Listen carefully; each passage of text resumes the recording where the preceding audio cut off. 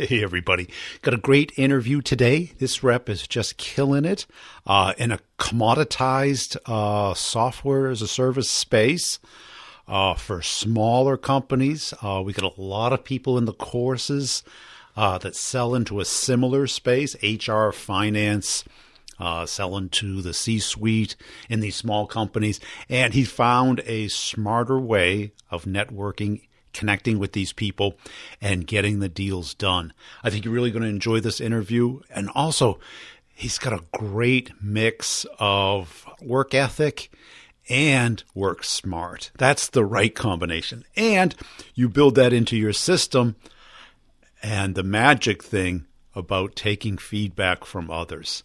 So I think you're really going to get a lot out of this one. No more intro. Make sure you're checking out our buddies over at Co-Video. Video email is crushing it this year. Have you tried it yet? You got to give it a shot. It's a great way to stay in touch with people, to connect with them, to be able to communicate your point more clearly instead of just text, pitchy emails, checking in, following up, seeing how things are going. That's so old school. Also, Pipedrive. Have you checked out their blog? Have you checked out their product? It's cooking. Pipedrive is just crushing it now. So go to pipedrive.com, use the Brutal Truth coupon code, and get an extended eval. Here we go with Zack. Hey, Zack, welcome to the show. As way of getting started, tell us about yourself. Hey, Brian. Thanks so much for inviting me on the show. I really appreciate it. My name's Zack Fellerman. I'm an account executive here for Paylocity in San Francisco. We're an HRIS and payroll software company. I'm an account executive representing San Francisco. Cool. How'd you get interested in sales? So my interest in sales was kind of, I guess, organic. You know, when I was in college, I went to UCLA. I was planning on going into law. I never thought of going into sales. It didn't even kind of pass my, it wasn't on my plate. So out of college, worked for a law firm for about a year. Quickly realized that there were some areas of law that I liked. However, the parts I really liked were the business development side, and less so the paperwork and the day-to-day things that I'd be doing for my first 10 years in the profession of law weren't exciting to me. So I moved to Portland, became a project manager, worked a lot with different firms like Nike, running events, customization events. Again, loved the business development side, the relationship building. Was not a fan of taking orders every day as a position. So, following somebody else's kind of instructions, constantly following others rather than kind of making my own destiny, it kind of led me into the sales profession because I kept realizing what I liked and what I didn't like. And what I kept liking was business development, meeting people, building relationships, and less so the minutia of following kind of a process. I wanted to create my own process. And what is your sale like? Who do you sell to? Yeah, absolutely. So we sell into HR and finance for the most part. So I'm selling a payroll system, right? A payroll software. It's also an HRIS system. So anything from hire to retire. So the nice thing about selling a solution like that is every company needs payroll, right? There's not a company out there that doesn't have payroll, right? If you have employees, Hopefully. You're paying people.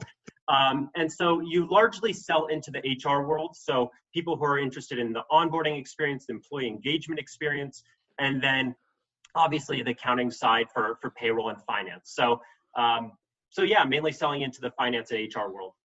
And who are you typically targeting there? Is it the user or the leader? Or? It's the decision maker. So it's typically the administrators. So whether that is somebody who's maybe processing payroll or somebody who's cutting the check, right? So the finance side is going to want to look over the cost and the way it's going to simplify their process. The thing about Paylocity is we are very much meant to make an organization run more smoothly from a high level. So everything from hire to retire, as long as it touches the employee, which it does, whether it's, the onboarding experience, performance tools, compensation tools, and then obviously getting paid, it's important to that individual. So I'm usually selling into the person who's the administrator or, the person who's ended up cutting the checks on the finance side. And how many times do you run into green fields where they don't have any type of software, they're doing it by hand versus they've already picked a vendor, but you guys are better for some reason? Great question. I am very fortunate to work in San Francisco. As you know, San Francisco, very tech-forward city. So I would say 95% of the time I go into an organization, they're already outsourcing their payroll. So they're using some organization to already do this. So my value prop is, how is your process working? Is it streamlined? Is it running smoothly? And if not, why are you looking to possibly make a change to a new outsourced payroll and HRIS system? And how much of your business is inbound versus you doing cold outreach? So I've been very fortunate to build a strong referral channel. So we partner very heavily with financial advisors, with benefit brokers, employee benefits, with CPAs, banks, because we're largely selling systems and complementary services. So I'll give you an example. So a benefits broker, right, they're selling employee benefit plans. They're, selling their service in order to get the best benefit plans, pricing, structuring it. I'm selling a tool that also has a benefit enrollment platform. So it can actually enroll in benefits and have those EDI file feeds to the carriers. Because of that, it makes a really great relationship to be able to work with benefit brokers, because they want to have a system that's an easy experience for their mutual clients.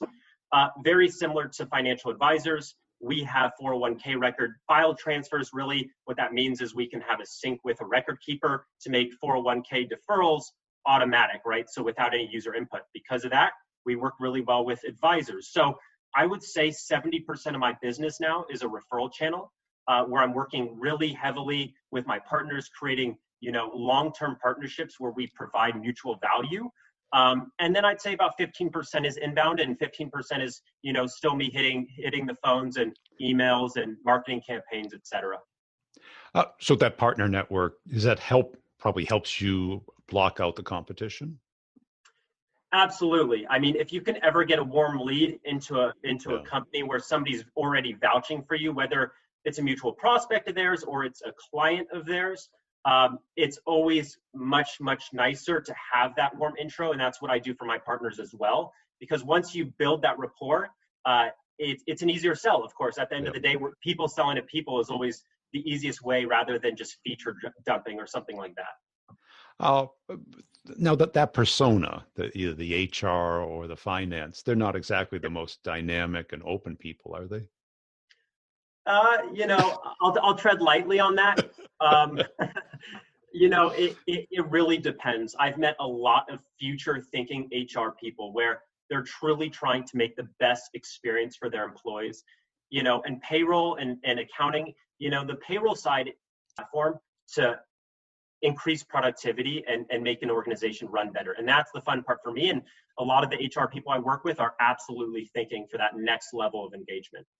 And how long does the sales process typically take?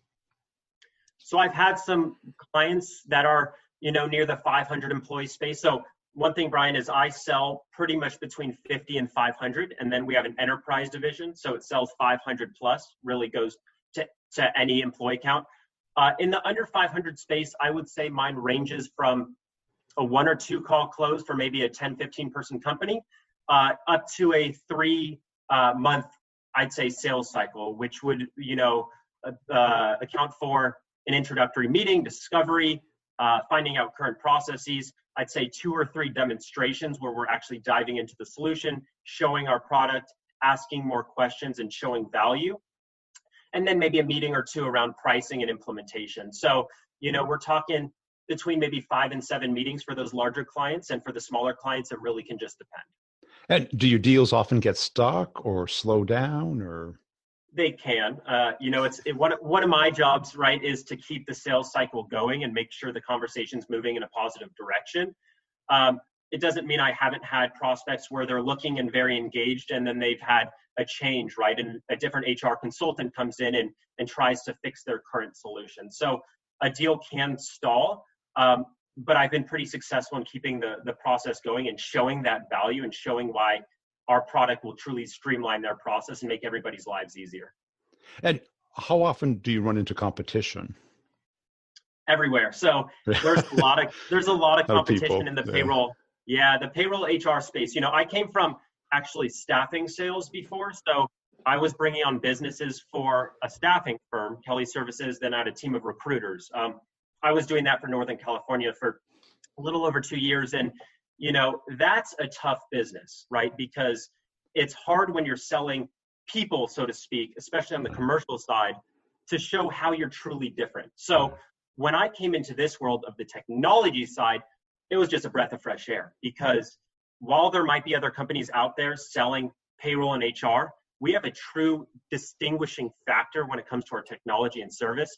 I've been able to portray that to my prospects and clients, and because of that, I'm bringing on a lot of new business. So I don't really care who's in the door. It's good to know who, but I truly feel that in our space, there's not a technology that's going to beat me. So you have what I call lockout, something that you have that they care about that no one else has. Yeah, absolutely. I would say the biggest things that a company is looking for, ease of use. They want a system that is easy to use from the employee perspective as well as the supervisor, because not everybody's an IT expert, right? Then they want to have a lot of functionality.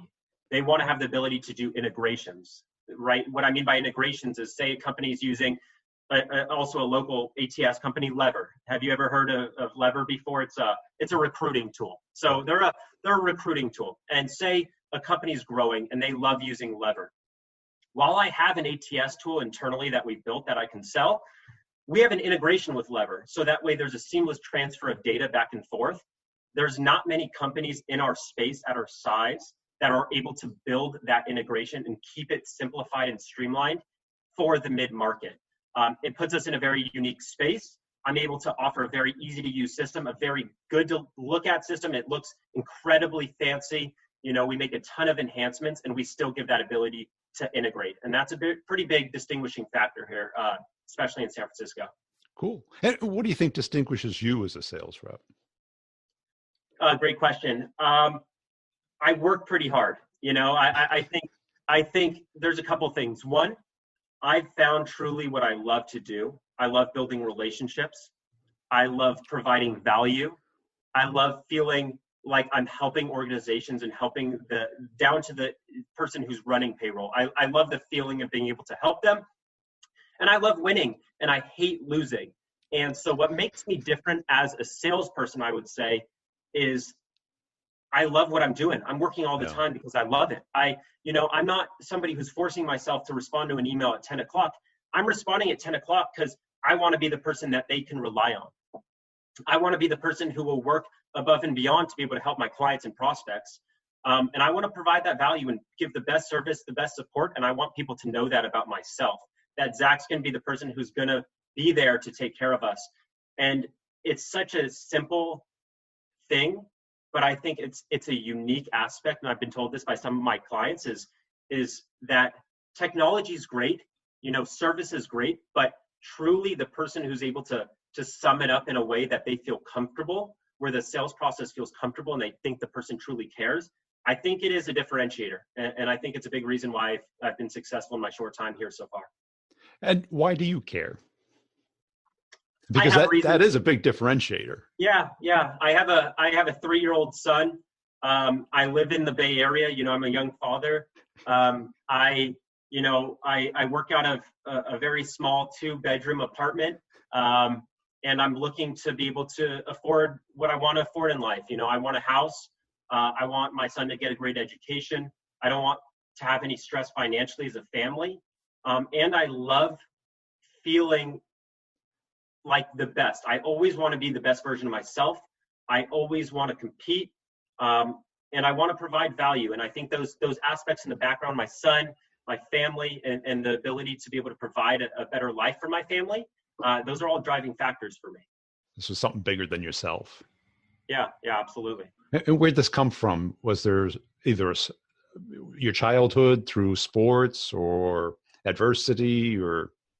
I've had some adversity. I had a great childhood. I kind of always thought of myself growing up that I'd wear a suit. That's all I ever knew. Growing up is. Yeah, me too. yeah.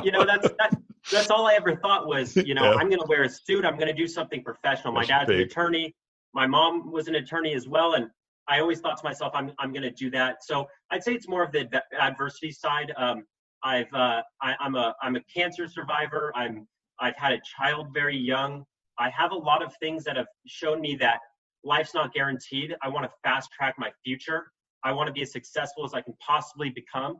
I get a great deal of pride from what I'm doing and the way I feel about myself, being able to be successful so far in my career. And it's a huge driving factor for me because I'm not going to let anything get in my way. And I think that has been shown from kind of my past experiences and how I want to succeed in my life. Because, I mean, sales and law have a lot in common where you have to think the way the other person would think. Yeah, sure. Because otherwise you're not going to be able to lock somebody out of the account. You got to be able to debate without offending people. You got to questioning. Very true. Right. And questioning in a structured, layered way versus just random. Right. Yeah. Have you found that correlation or? I have. So I would say it's very similar to law. I would say somebody who's able to be successful in especially litigation is going to be very successful in sales. You have to sell to your audience. You have to tiptoe and be careful in certain situations to make sure you're working the room. Whether it's a presentation, whether you're in front of a jury, it really doesn't matter. My parents always said to me from a very young age that they had a hard time debating with me from the age of maybe 5, 6 years old, where I would have a solution or a point to anything that they would bring up. And a quote I said to them, probably no more than 10 years old, was, "You'll never beat me. The best you can do is tie." That's something that they still bring up to me on a very regular basis, is just that mentality that you have to come to a middle ground. You have to see what the other person sees and come up with a solution that can make both parties feel that they've gone something positive out of it. I think that's very similar between law and sales. Yeah. And also that winning and losing, that it's kind of binary and sales, and in law, right? Because a lot of times you work on contingency and certainly your reputation is based about winning. Absolutely. And I like that you said both things, that you love winning and you hate losing. Is one stronger driver than the other? It's hard because every opportunity I go into, I have the opportunity to lose. I would say that it's kind of one and the same for me, is that I don't want to lose any opportunity, right? If I lose, sure, I can keep a relationship for the future and I can get something out of it, right? They know who I am. They like our product. I can create a long-term relationship with them if they ever change. But losing is more of a driving factor for me, I would say, because winning something that comes when you do a good job and you try really, really hard. Losing can happen the same reason when you're trying really hard and you just don't get to that outcome that you're kind of expecting. And I try to avoid that at all costs. It's one and the same kind of for me, but I'd say the most painful thing for me is losing a deal and then trying to figure out what I did wrong. I think that's a big part of losing as well, is at least getting that insight. Yeah, because you paid the lesson. Mm-hmm. You paid for the lesson. Did you get the lesson? Did you learn from it? Yeah. Or are you just a lot of people, just forget about it and then repeat it. Yeah, no, absolutely. I'd say from every single deal I've lost, and I've lost a handful, is I want to understand every bit of it. Why? Is it a product limitation? Is it something the other sales rep was saying or showing you that I might not have been? Maybe my presentation decks weren't as succinct, or I wasn't covering the areas that your decision makers were looking for. I absolutely try to get that insight, because I might spend two months on a deal, 3 months on a deal. I don't consider it a waste of time as long as I figure out the reason and I can make that adjustment and keep that relationship for the future. That, at the end of the day, is still a mild win in my book, at least getting that insight. So what else do you see yourself doing differently than most salespeople? Okay. Besides the work ethic part and the organization, I would say, go ahead. And when you say the work ethic, because anyone can work hard, right? Of course. I would say it's the fact that I'm putting in more than other sales reps may be in my competition in my area. That is what I've seen. I'm the person who's going to be sending emails on a Sunday afternoon to do tasks that I need to follow up on Monday. I'm always staying incredibly organized. every single day I have a to-do list and I follow that to a T. I do not let that slip. I create to-do lists, whether it's a Sunday for a Monday, to be able to be prepared for that Monday. I'm always staying on top of what needs to be done. It's really following the basics for me, which is staying organized, following through with any follow-up items I might need to show, staying consistent with the flow and providing the value that I tell them I'm going to from the beginning, and then follow the process that I've been taught from my director and my management, which I think is a pretty excellent process. So I really do think the work ethic and the organization are the two biggest factors in why I've been succeeding so far here at Paylocity. And how do you prevent getting burnt out when you work that much? Great question. I've been here a year. I've been here a year and 3 months. I think as long as you enjoy what you're doing, I enjoy what I'm doing. I enjoy building partnerships. I enjoy getting to know my partners, going out to lunch, meeting their families. I mean, really building long-term partnerships, mutual wins. It's something that I just enjoy doing. It's almost part of my daily life where, it almost doesn't feel like work to me. It truly feels like something I enjoy doing, and I get a commission out of it, So at this point in my career, obviously I have to learn maybe a little bit more how to balance the family side of it as well. But, I'm doing my best and trying to keep both as a priority in my life. And I feel pretty confident that I'm going to be able to keep this going because I feel like I enjoy what I'm doing. And what do you think you know about sales that most people don't get? I've learned from some great mentors. I think one thing that I've learned is always to keep learning and keep taking feedback in a positive manner. I'll give you an example. I had a demonstration with 2 prospects yesterday, both around 300 employees, and my director joined me with them. And, I've run well over 100 demonstrations, I would say, in the last year. I feel like I've gone the process pretty darn organized and clean. And I left the demo feeling, pumped up, like these were perfect. I got it. They were engaged, all the right questions. And she just brought up several things to me on it, ways to maybe increase conversation at the beginning of the demo, get people discussing and opening themselves up to me also before we kind of get things kicked off. She brought up 3 or 4 points, and taking that information in and truly making a change on it, and always evaluating my process and always being able to streamline it, make it more succinct, make it cleaner. That's something I don't think I'm ever going to get over. I think I could be in this 20 more years and I'm still going to be able to value that feedback and improve my process. I've been doing sales almost 4 years in project management, 2+ years before that. And, there's always more you can learn, whether it's books about self-improvement, books about sales process, about psychology. There's always ways to be able to improve your sales process. And I think being open to that feedback is crucial. And what I heard, what I really liked was that you welcomed it, because most people would defend and rationalize and justify why they did what they did instead of saying and being open to being better at it. Yeah. I wouldn't say I'm naturally like that. I think it's something I've had to learn that. I'd say when I started out in my career and I got feedback, especially on the project management side, it's easy to say, oh, it's because of this, or, the process was different. It's not normally like that. I typically, there's a lot of ways that you can make an excuse and run around. At the end of the day, if feedback is constructive and not a dig at who you are as a person, but how you can improve and get better, that is the most valuable thing anybody can take in. And so, I would say my reaction to it 3 years ago might have been a little bit more defensive. I've learned very quickly that the only way to improve is by taking in feedback of others, because you might not always see it yourself. And it is the best, because most people won't give it to you. Yeah. Your clients won't.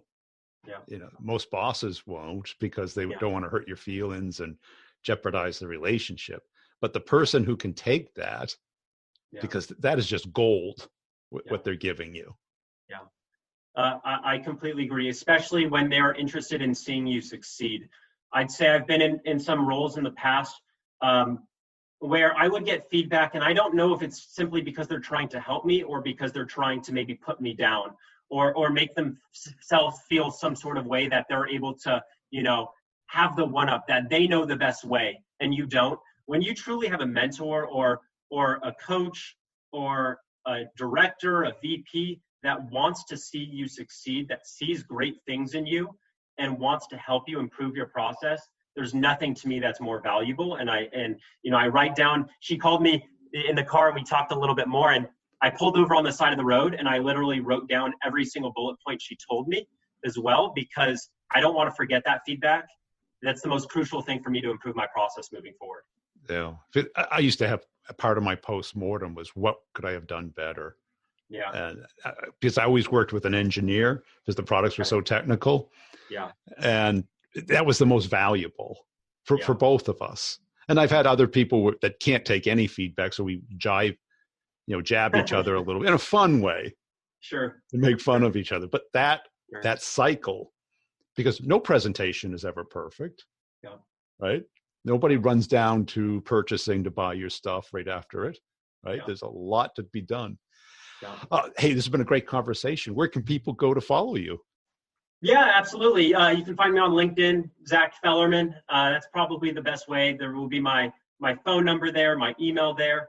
My goal is really to be the mayor of San Francisco, spread the word about Paylocity. So any questions, or you want to know a little bit more about me, my background, or how we can help your business, feel free to reach out to me over LinkedIn. My email is zfellerman@paylocity.com. So first, last name at paylocity.com, and anyone can reach me anytime. Boy, there's nothing bigger motive than having a kid, I guess, huh? It's been a pretty clear pattern I've seen through my career. When I see people who have family obligations, some bigger why other than themselves. It might be a charity, it might be competition, but something that drives them, something that gets them out of bed in the morning, keeps them up late at night, builds in that work ethic. But also, when you apply intelligence to it, when you apply feedback, when you polish your skills every single day, that's really what you're seeing with these A players. If you go back and you listen to the other episodes, it's been a pretty clear pattern that we've seen. And if you match that with the outward mindset of being able to be curious and empathetic, that seems to only kick in after like 10, 15 or more years in sales, if at all. And that's something that's really missing. And there's been a pretty clear pattern with me interviewing these people and how they behave. And I'll allude to that in a future episode because I don't want to criticize anybody who's yet to be on the show. If you'd like to be on the show, just hit me up on LinkedIn. I'm looking for people that are great at sales already, have a unique perspective, want to reach the audience, which is much like yourselves, B2B salespeople, and would like to build up your personal brand. The deeper the experience, the better. In the B2B space, doesn't have to be technology or anything hot. It can be traditional, but I'd love to hear from you. It's great to have kind of a rep-to-rep podcast. This is kind of my passion. To update those of you in the course, make sure you continue to check out the one-on-ones. They're the very bottom chapter. They're 30-minute recordings of applying the course to particular deals or situations. And what you get out of that, if you're taking the courses, is you get to hear it being applied. Listen to the results. Brainstorm on how to do it better. And if you can't attend the office hours, they're all recorded and they're put into the second to the last chapter in the courses. So make sure you check them out. I know there's a lot of them, but that's a good thing. I label them as clearly as I can about the particular topics that we talk about. So just go or search for the ones that you think fit what you're facing. And we've done it pretty much on every possible persona within a company.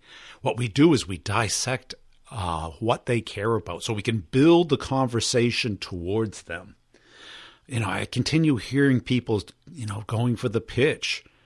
Well, how are you different than a robocall? Are you really any different than a marketing automation tool? You got to understand people, and we're building organic, conversations with strangers. This is our job. This is what we do. So what we have to do is build that, get them from unaware to aware to curious to interested. And can a pitch do that? It's possible. I'm in market for a couple things right now. And if somebody hit me for it with a good message right now, I'd be receptive. But there's a million things that I'm not in market for. And it doesn't matter how enticing the pitch would be.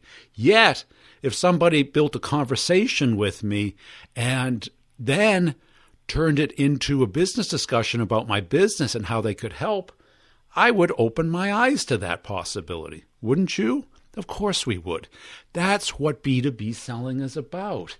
What people have done today is, okay, let's take what worked in the 90s and automate it and then torch the marketplace with 10 times or 100 times more people doing it. And all of a sudden, it's not that effective anymore. What people are getting out of the course is they're able to get into the accounts they want to get into. Prioritize them off of the likelihood of them closing within their comp plan window. Also, what was really gratifying, and thank you for sending me the photos of the top reps that have been in the course, that won awards, that are going to club. I'm telling you, that warms my little heart. I should share them, but I don't know how to wipe out the names. I got to figure out how to do that. I just got to go on YouTube and learn. But if you're interested in the courses, check out my new website. Same address, b2brevenue.com. I hired somebody to clean it up. It's all pretty now. You can get my free book there, How to Large Companies Make Buying Decisions. And we'll see you next time. Thanks for listening.